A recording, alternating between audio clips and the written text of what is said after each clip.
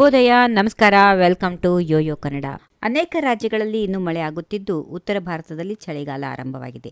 ದಕ್ಷಿಣದ ಕೆಲವು ರಾಜ್ಯಗಳಲ್ಲಿ ಭಾರೀ ಮಳೆ ಎಚ್ಚರಿಕೆಯನ್ನು ಭಾರತೀಯ ಹವಾಮಾನ ಇಲಾಖೆ ನೀಡಿದ್ದು, ಇದರಿಂದ ತಾಪಮಾನದಲ್ಲಿ ತೀವ್ರ ಕುಸಿತ ಕಂಡುಬರ್ತಾ ಇದೆ. ನವೆಂಬರ್ 8ರಿಂದ 9ರವರೆಗೆ ತಮಿಳುನಾಡಿನಲ್ಲಿ ಮತ್ತು ನವೆಂಬರ್ 8ರಿಂದ 10ರವರೆಗೆ ಕೇರಳದಲ್ಲಿ ಪ್ರತ್ಯೇಕವಾಗಿ ಭಾರೀ ಮಳೆಯ ಸಾಧ್ಯತೆಗಳಿವೆ ಎಂದು ತಿಳಿಸಲಾಗಿದೆ. ಕಳೆದ 24 ಗಂಟೆಗಳಲ್ಲಿ ದಕ್ಷಿಣ ಒಳನಾಡು, ಕರ್ನಾಟಕ ಮತ್ತು ತಮಿಳುನಾಡಿನ ಕೆಲವು ಭಾಗಗಳಲ್ಲಿ ಪ್ರತ್ಯೇಕ ಭಾರೀ ಮಳೆ ದಾಖಲಾಗಿದೆ.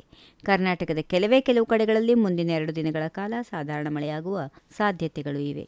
ಉತ್ತರ ಕನ್ನಡ, ದಕ್ಷಿಣ ಕನ್ನಡ, ಉಡುಪಿ, ಬೆಳಗಾವಿ, ಬೀದರ್, ಕಲಬುರಗಿ, ಕೊಪ್ಪಳ, ರಾಯಚೂರು, ವಿಜಯಪುರ, ಯಾದಗಿರಿ, ಚಿಕ್ಕಮಗಳೂರು, ಚಿತ್ರದುರ್ಗ, ದಾವಣಗೆರೆ, ಹಾಸನ, ಶಿವಮೊಗ್ಗ, ವಿಜಯನಗರದಲ್ಲಿ ಒಣ ಹವೆ ಇರಲಿದೆ. ಗದಗ, ರಾಯಲಪಾಡು, ಅಣ್ಣಿಗೇರಿ, ಬೈಲಹೊಂಗಲ, ಬೆಂಗಳೂರು, ಎಚ್ಎಎಲ್, ಕೋಲಾರ, ಕುರುಡಿ, ಕುಷ್ಟಗಿ, ಮಧುಗಿರಿ, ರಾಯಚೂರಿನಲ್ಲಿ ಮಳೆಯಾಗಿದೆ.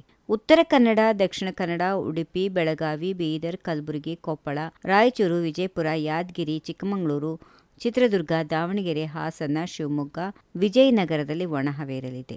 ಗದಗ, ರಾಯಲಪಾಡು, ಅಣ್ಣಿಗೇರಿ, ಬೈಲಹೊಂಗಲ, ಬೆಂಗಳೂರು, ಎಚ್ಎಎಲ್, ಕೋಲಾರ, ಕುರುಡಿ, ಕುಷ್ಟಗಿ, ಮಧುಗಿರಿ, ರಾಯಚೂರಿನಲ್ಲಿ ಮಳೆಯಾಗಿದೆ. ಇನ್ನು ಬೆಂಗಳೂರು ಹಾಗೂ ಸುತ್ತಮುತ್ತಲಿನ ಪ್ರದೇಶಗಳಲ್ಲಿ ಮುಂದಿನ 48 ಗಂಟೆಗಳವರೆಗೆ ಸಾಮಾನ್ಯವಾಗಿ ಮೋಡ ಕವಿದ ವಾತಾವರಣ ಕೆಲವು ಕಡೆಗಳಲ್ಲಿ ಇದ್ದು, ಹಾಗೆಯೇ ಇನ್ನು ಕೆಲವು ಕಡೆ ಮುಂಜಾನೆಯ ಸಮಯದಲ್ಲಿ ಮಂಜು ಇರುವ ಸಾಧ್ಯತೆಗಳಿವೆ. ಗರಿಷ್ಠ ಮತ್ತು ಕನಿಷ್ಠ ತಾಪಮಾನವು ಕ್ರಮವಾಗಿ 29 ಡಿಗ್ರಿ ಸೆಲ್ಸಿಯಸ್ ಹಾಗೂ 20 ಡಿಗ್ರಿ ಸೆಲ್ಸಿಯಸ್ ಆಗಿರಬಹುದು. If you like this video, ಬೇಗ ಲೈಕ್ ಮಾಡಿ, ಕಾಮೆಂಟ್ ಮಾಡಿ, ಶೇರ್ ಮಾಡಿ ಹಾಗೂ ಯೋಯೋ ಟಿವಿ ಕನ್ನಡವನ್ನು ಸಬ್ಸ್ಕ್ರೈಬ್ ಮಾಡಿ.